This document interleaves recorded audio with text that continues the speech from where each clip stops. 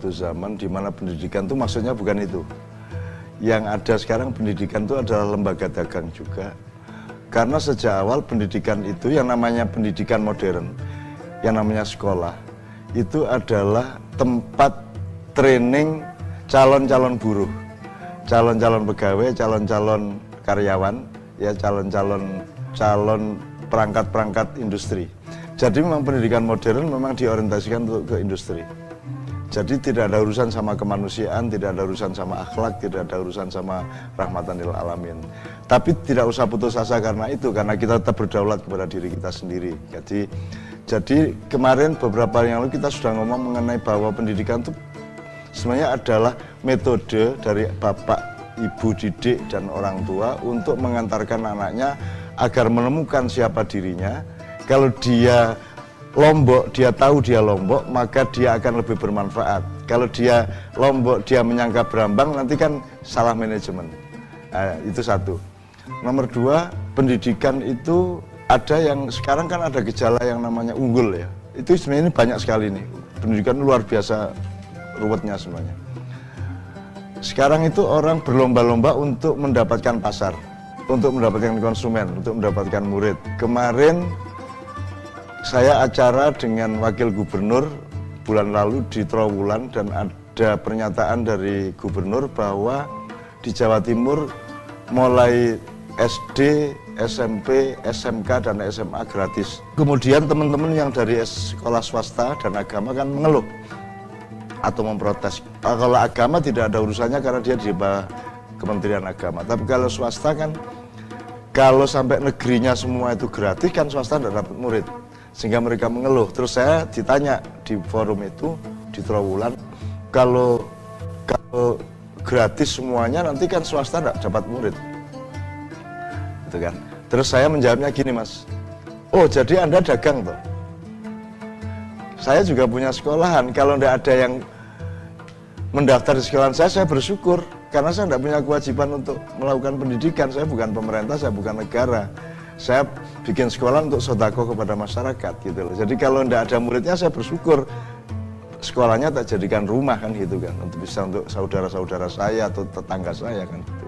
Jadi kita sekolah itu tidak untuk mendapatkan laba, tapi sekarang ternyata semua tergantung semua mekanisme adalah mekanisme rugi dan laba, untung dan rugi. Maka akhirnya ada pemasaran, maka akhirnya ada branding, maka akhirnya berlomba menjual soal ujian, maka akhirnya memamerkan bahwa sekolahnya unggul.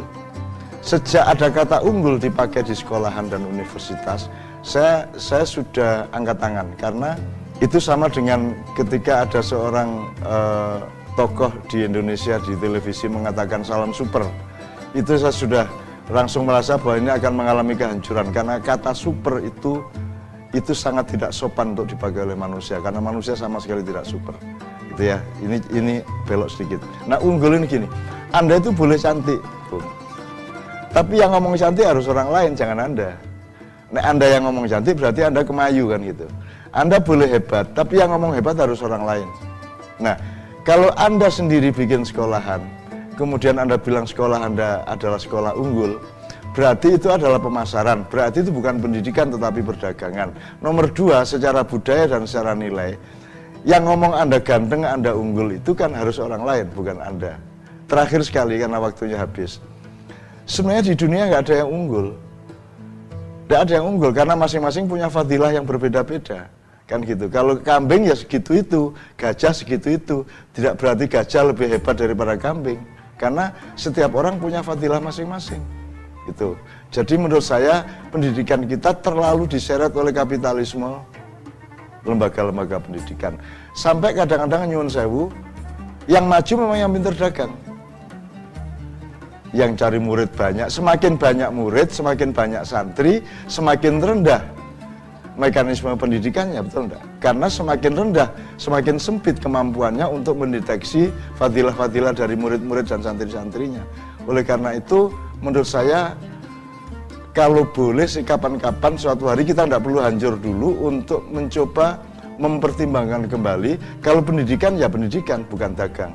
Meskipun ada unsur dagang, beli bangkunya, beli gedungnya segala macam, tapi dia tidak boleh menjadi supremasi. Jadi untung rugi bukan supremasi pendidikan. Supremasi pendidikan adalah mendidik anak menemukan fadilahnya supaya dia bermanfaat dan menjadi bagian dari sejarah rahmatan lil alamin. Assalamualaikum warahmatullahi wabarakatuh.